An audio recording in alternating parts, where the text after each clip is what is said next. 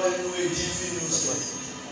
De ce que la personne que tu as disposée aujourd'hui pour qu'il nous enseigne, qu'il soit le vrai canal par lequel tu vas passer. Nous nom de Jésus. Nous avons ainsi prié. Amen. Amen. Amen. Amen. Amen. Est-ce qu'il y a quelqu'un qui peut mieux acclamer pour Jésus?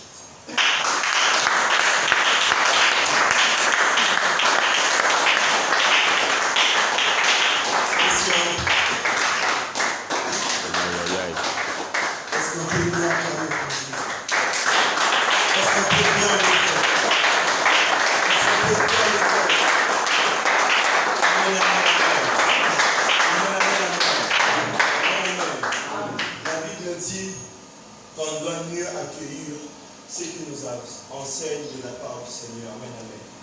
Alors, quand nous appelons le prédicateur de cette matinée, quand nous invitons notre pasteur, le papa Chloé, quand il avance, je veux qu'on puisse mieux acclamer Dieu avec une forte passion.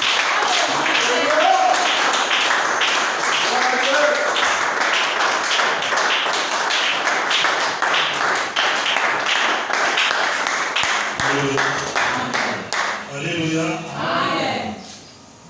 Gloire au Seigneur. Amen. Je vous remercie pour votre présence en ce lieu. Amen. Que Dieu vous bénisse à cet effet. Je remercie le frère Christophanie qui est en train de jouer pratiquement 3 rôles à la fois. C'est lui qui joue au synthé, c'est lui qui fait la modération, c'est lui qui fait donc les chants. Donc frère, que Dieu te bénisse. Amen.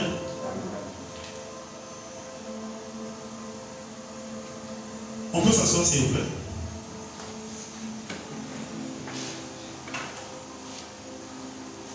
Bien-aimés, c'est une joie de vous avoir parmi nous. C'est pratiquement notre 2e dimanche. Et nous sommes en pleine installation, nous sommes en pleine implantation. Comme vous pouvez le remarquer, on a beaucoup de carences. Le dimanche passé, on avait prié sans courant. On a fait un effort. Cette semaine, nous avons un groupe électrogène. On avait la sœur qui chantait, mais notre sœur est malade. La sœur Brenda. Nous croyons que la semaine prochaine, elle pourrait être là avec nous.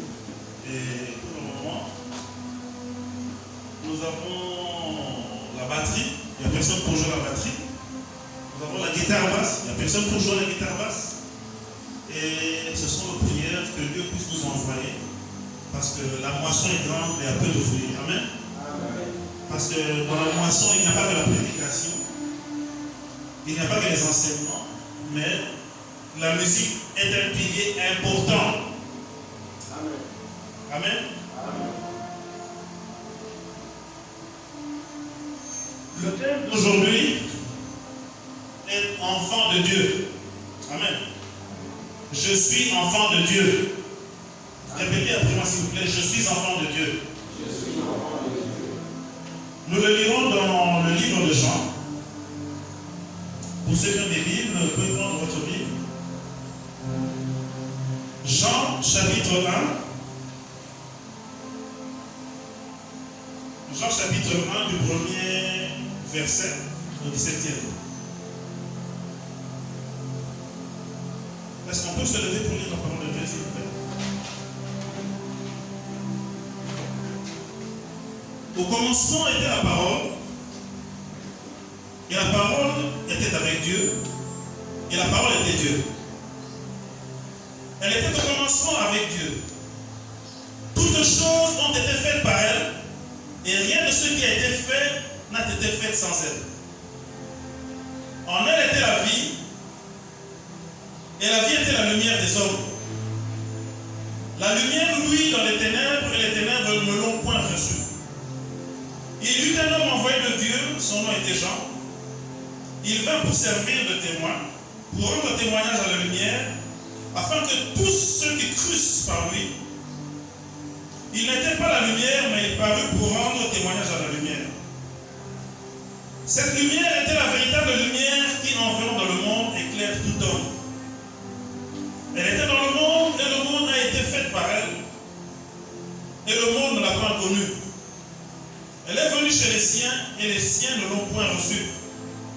Mais à tous ceux qui l'ont reçue, à ceux qui croient en son nom, elle a donné le pouvoir de devenir enfants de Dieu, lesquels sont nés non du sang, ni de la volonté de la chair, ni de la volonté de l'homme, mais de Dieu.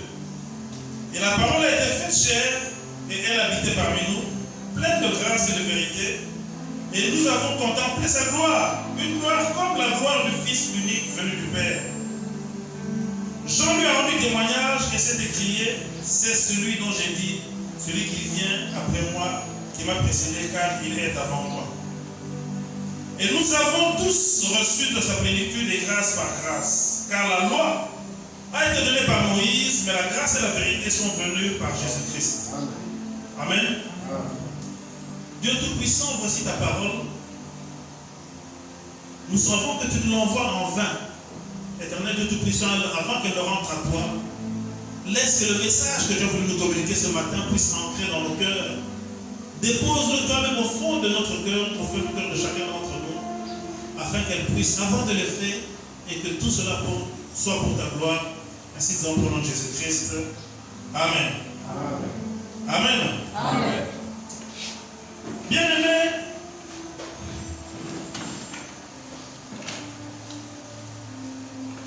le livre de Jean a été écrit par l'apôtre Jean lui-même. Amen.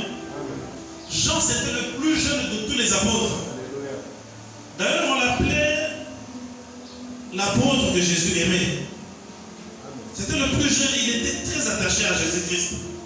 Et c'est comme ça que, quand vous lisez l'évangile de Jean, vous découvrez que c'est un évangile assez simple. Il est sans complication. C'est un évangile qui est assez direct et assez simple. Alors ici, on parle de la parole. La parole, c'est Jésus-Christ lui-même. Amen. On nous dit qu'il était là au début de toutes choses et c'est par elle que tout a été fait, tout a été créé. On dit ceci, la lumière, lui, dans les ténèbres et les ténèbres ne l'ont point reçu. Personne n'aime les ténèbres, bien aimés. Amen. D'ailleurs, lorsqu'il fait noir, il y a beaucoup de choses qui se font. Quand il n'y a pas de courant, les voleurs en profitent, les criminels en profitent, et beaucoup de choses mauvaises se font. C'est pourquoi nous aimons tous la lumière. Mais on nous dit que la lumière est venue sur terre, qui était ténèbres, mais nous n'avons point reçu. Personne n'a aimé la lumière, personne ne l'a reconnue. Mais au verset 13, au verset 12, on nous dit, mais à tous ceux qui l'ont reçu, à ceux qui croient en son nom, elle a donné le pouvoir de devenir enfants de Dieu, lesquels sont nés non du sang, ni de la volonté de la chair, ni de la volonté de l'homme, mais de Dieu. Amen. Bien-aimé, est-ce que tu es enfant de Dieu? Pose-toi la question, est-ce que tu es vraiment enfant de Dieu?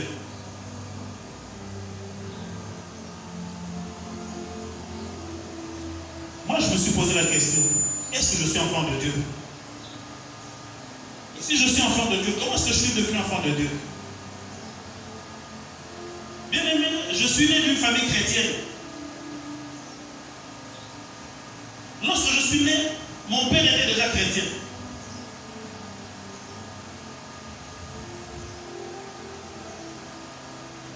Je n'ai pas eu l'occasion de, comment dirais-je, d'écouter trop de mauvaises choses.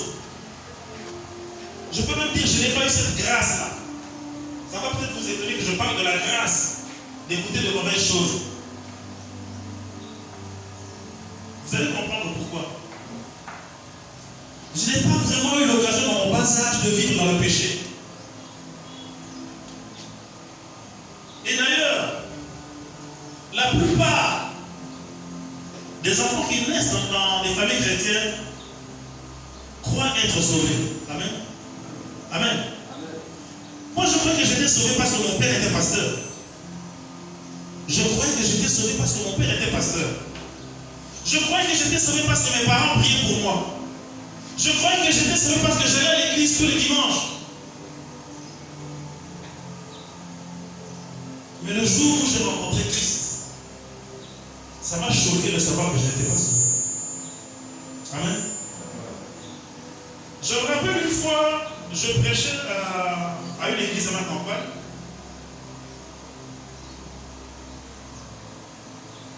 Après avoir prêché, la vieille dame blanche qui avait environ 80 ans s'est levée. Elle m'a dit, frère, mon mari que tu vois là est pasteur, le pasteur de l'église d'ailleurs. Ce sont les propriétaires du centre biblique de Matongé. Elle m'a dit, mon mari est pasteur, celui que tu vois là. Mon fils que tu vois là est pasteur. Mes parents sont pasteurs, mes grands-parents sont pasteurs, mes arrière-parents sont pasteurs. Mais aujourd'hui, tu viens de me faire comprendre que je n'étais pas sauvé. Amen. Elle avait environ 78, parce que son mari est dans les 80 et quelques. Mais elle est née, elle a vécu dans une famille de pasteur en pasteur. C'est triste de vous dire que la plupart de nos femmes ne sont pas sauvées. La plupart de nos enfants ne sont pas sauvés. Pourquoi? Parce qu'ils ne rencontrent pas le Seigneur Jésus-Christ personnellement. Amen. Ils n'ont pas une vie personnelle avec Christ. Ils croient être sauvés. Je sais que tes parents prient pour toi. Et je sais que tu pries pour tes enfants. Tu pries pour tes neveux, pour tes nièces. Mais cela ne les sauve pas pour autant. Amen. Amen. Amen. Les prières que nous faisons pour nos enfants peuvent les protéger sur terre. Les prières que nous faisons pour nos neveux, pour nos nièces, pour nos parents, ne les amèneront pas au paradis. Parce que la Bible dit que le salut est individuel. Amen. Amen. Il faut qu'une personne rencontre le Seigneur Jésus-Christ elle-même. Nous pouvons prier pour les protéger du mal, pour les protéger du danger. Ils sont sur la terre. Ce n'est pas notre prière qui va les sauver. Amen. Je croyais être sauvé. D'ailleurs, je me référais à un passage qui dit, crois au Seigneur Jésus-Christ et tu seras sauvé de toute ta famille. Amen. Amen. Crois au Seigneur Jésus-Christ et tu seras sauvé de toute ta famille. Je crois que si je crois, mes enfants sont sauvés automatiquement. Non. Bien aimé, sache que tu as un devoir à faire. Ta famille sera sauvée par toi. Lorsque toi tu as cru, tu dois emmener ta famille à Christ. Amen. Pour que ta famille puisse être sauvée. Amen. Amen. Amen. Tu pries pour que le Seigneur les touche, pour que le Saint-Esprit les touche. Mais ils doivent confesser le Seigneur Jésus-Christ. Ils doivent accepter le Christ personnellement. Amen. Amen.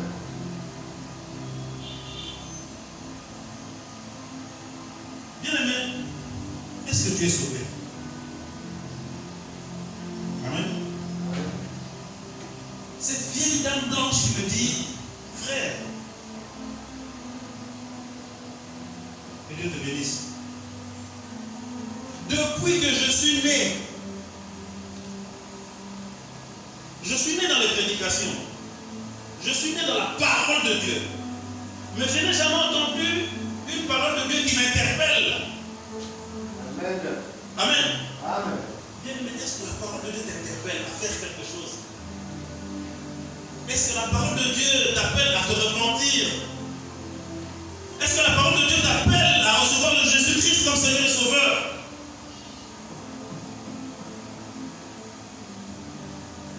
Est-ce que tu es sauvé? Si le Christ venait ce matin, maintenant nous parlons, quelle sera ta position?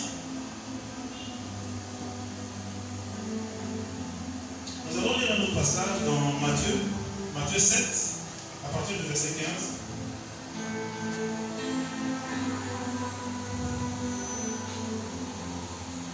Matthieu 7,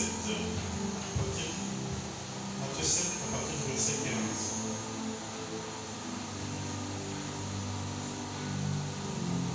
La Bible dit, gardez-vous des faux prophètes.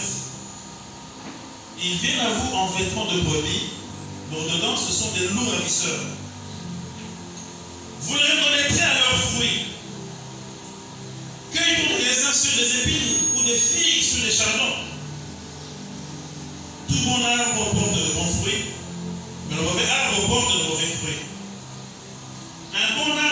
porter de mauvais fruits, ni un mauvais arbre porter de bons fruits. Tout arbre qui ne porte pas de bons fruits est coupé et jeté au feu. C'est donc à leurs fruits que vous les reconnaîtrez. Ceux qui me disent Seigneur, Seigneur n'entreront pas tous dans le royaume des cieux, mais celui-là seul qui fait la volonté de mon Père qui est dans les cieux. Plusieurs me diront ce jour-là, Seigneur, Seigneur, n'avons-nous pas prophétisé en ton nom? N'avons-nous pas chassé des démons par ton nom? Et n'avons-nous pas fait beaucoup de miracles à ton nom? Alors je leur dirai, ouvertement, je ne vous ai jamais connu. Retirez-vous de moi, vous qui commettez l'iniquité. Amen. Bien-aimé, est-ce que tu es sauvé?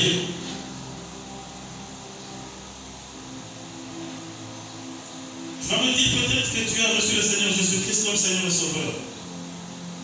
Tu as fait une petite récitation qu'on t'a demandé de faire. Mais est-ce que personnellement, tu as rencontré le Christ? Est-ce que personnellement, tu lui as donné ta vie? Jésus-Christ nous donne des indications comment est-ce qu'on peut être, comment est-ce qu'on peut savoir, comment est-ce qu'on peut être qu'on est sauvé. Comment est-ce qu'on peut savoir qu'on a reçu le Seigneur Jésus-Christ comme Seigneur et Sauveur? Il dit ceci, à partir du verset 15, vous les reconnaîtrez à leurs fruits. Cueille-t-on des raisins sur des épines ou des figues sur des charbons? Bien-aimé, en observant ta vie, quels sont les fruits que ta vie produise? Est-ce qu'en voyant ta vie, on peut dire que tu es sauvé? C'est pas parce que tu viens le dimanche à l'église que tu es sauvé. Quels sont les fruits de ta vie? Quel est ton comportement? Peut te dire que tu es sauvé.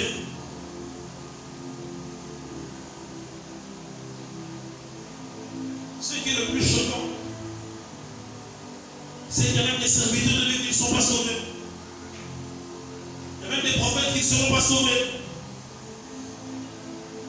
Malgré qu'ils croient qu'ils sont sauvés. C'est choquant. Parce que le Seigneur le dit lui-même, au dernier jour, il y en a d'autres qui ne seront pas sauvés. Plusieurs me diront ce jour, Seigneur, Seigneur, n'avons-nous pas prophétisé en ton nom? Bien, mais peut-être que tu prophétises au nom du Seigneur Jésus-Christ. Mais est-ce que tu es sauvé? Incroyable. Peut-être que tu prêches la parole de Dieu. Mais est-ce que tu es sauvé?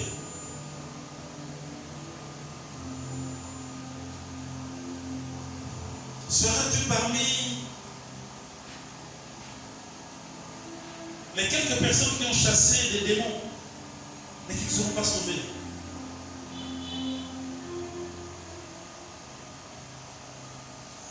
Observe ta vie. Observe les fruits de ta vie, bien-aimé. Peux-tu dire que tu es sauvé?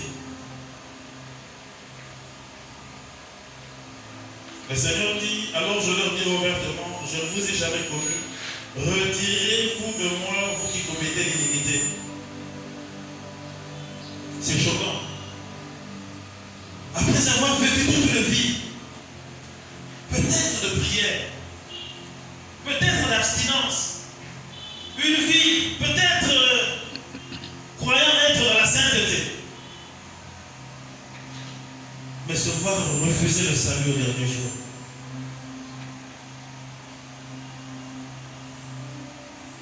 Est-ce que tu as cru au Seigneur Jésus-Christ comme Seigneur et Sauveur?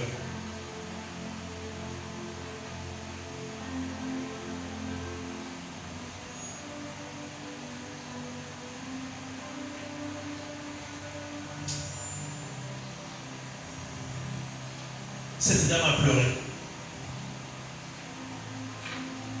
Après la prière, elle a pris ma main. C'était le genre de personnes qui, je ne dirais pas qu'ils sont racistes, mais quand ils te saluent, quand ils te donnent la main, c'est pour quelques secondes. Hein? Ils te serrent la main comme ça et puis ils lâchent ta main. Cette dame, après la prière, a tenu ma main et on a parlé avec elle. La vieille dame était en pleurs. On a parlé avec elle pendant plus de 45 minutes debout. Elle avait ma main dans sa main et elle pleurait. Après 80 ans de vie chrétienne, elle se rend compte qu'elle n'était pas sauvée.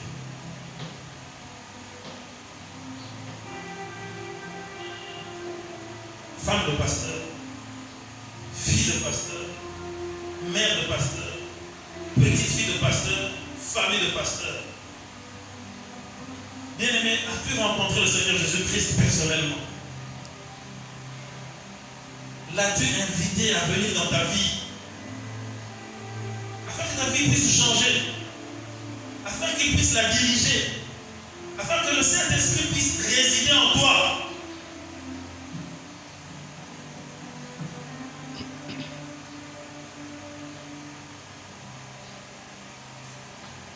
Crois-tu être sauvé? Si le Seigneur Jésus-Christ descendait maintenant,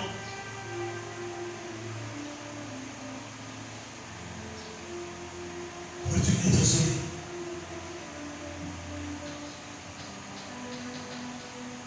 Être sauvé, ça ne veut pas dire qu'on ne fera plus de péché.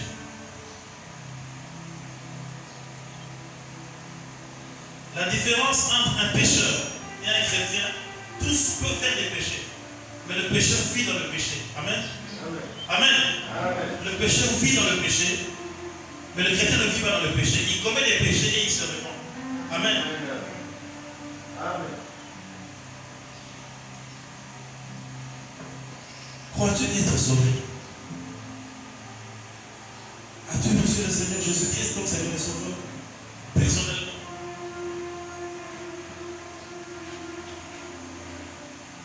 Te souviens-tu du jour où tu l'as reçu? La plupart des gens qui vivent dans les familles chrétiennes ne se rappellent plus du jour où ils ont reçu le Seigneur Jésus-Christ. Ne se rappellent plus du jour où ils ont pris la décision de suivre le Seigneur Jésus-Christ.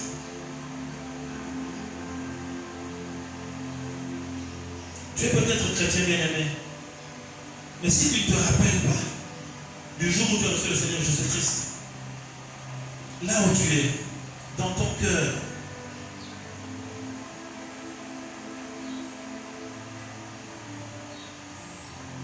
dis merci Seigneur pour ce message. Si tu ne te rappelles pas de l'avoir reçu, mais tu crois être chrétien, tu crois être sauvé, prends la décision aujourd'hui de changer ta vie. Prends la décision de te remettre à lui, afin d'avoir une référence dans ta vie. Bien aimé, un chrétien doit avoir une référence. Un chrétien doit savoir quel jour il a pris la décision de suivre le Seigneur. Quel jour il a pris la décision d'abandonner le monde. Si tu n'as pas de référence, tu es comme une maison sans fondation. Tu dois pouvoir te référer. J'ai reçu le Seigneur Jésus-Christ, telle date. Telle date, j'ai décidé d'abandonner le monde.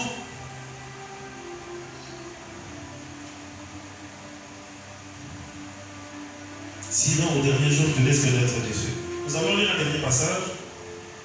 Jean 1, 12.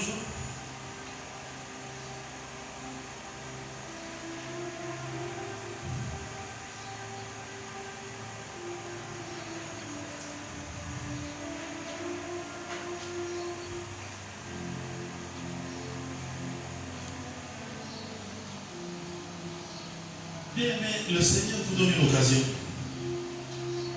Il dit ceci: mais à tous ceux qui l'ont reçu, à ceux qui croient en son nom, il a donné le pouvoir de devenir enfants de Dieu. Amen. Est-ce que vous acceptez de suivre le Seigneur Jésus-Christ? Est-ce que vous acceptez de prendre la décision d'abandonner le monde? Est-ce que vous acceptez de faire de cette journée une référence? Afin que dorénavant, vous sachiez que moi j'ai décidé d'abandonner le monde. Afin que vous sachiez que dorénavant, tel jour, telle date, j'ai décidé d'abandonner le péché. Peut-être que vous avez déjà fait une prière. Peut-être que vous avez déjà invité dans votre vie. Et si vous ne vous rappelez pas de cette date-là, bien aimé, bâtissez une nouvelle fondation. Prenez un nouveau départ. Et vous verrez que votre vie sera transformée. Parce que la Bible dit que nul ne rencontre le Seigneur Jésus-Christ et reste le même. Bien aimé, si vous trouvez que depuis que vous avez reçu le Seigneur Jésus-Christ et que votre vie est restée le même, si votre vie est restée la même, mais vous vous rappelez avoir accepté le Seigneur Jésus-Christ, mais vous continuez à vivre dans le péché,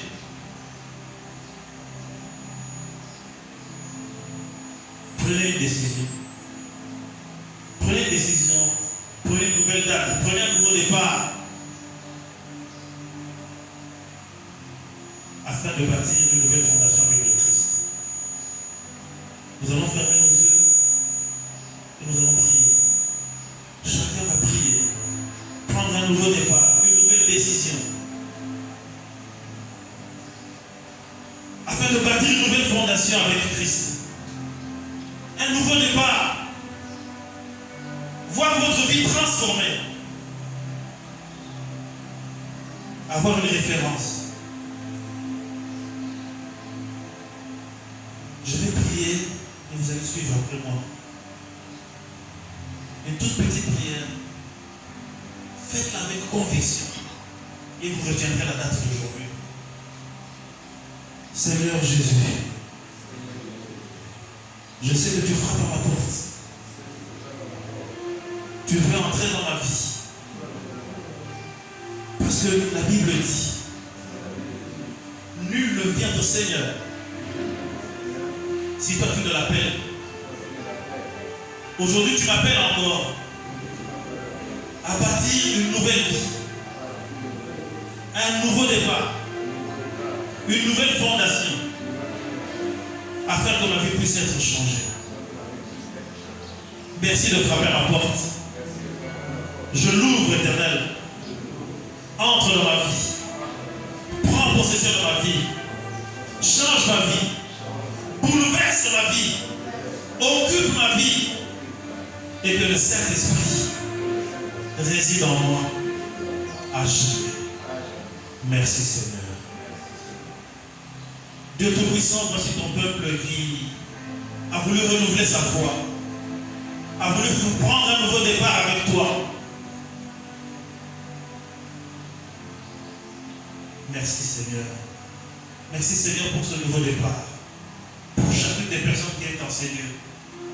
Touche le cœur de chacun d'entre eux. Tu y es déjà. Tu es déjà pénétré dans leur cœur, Éternel mon Dieu. Agis. Qu'ils ne flanchent plus. Change les vies afin que ton nom puisse être glorifié. Ainsi nous avons prié au nom de Jésus-Christ. Amen. Que Dieu vous bénisse.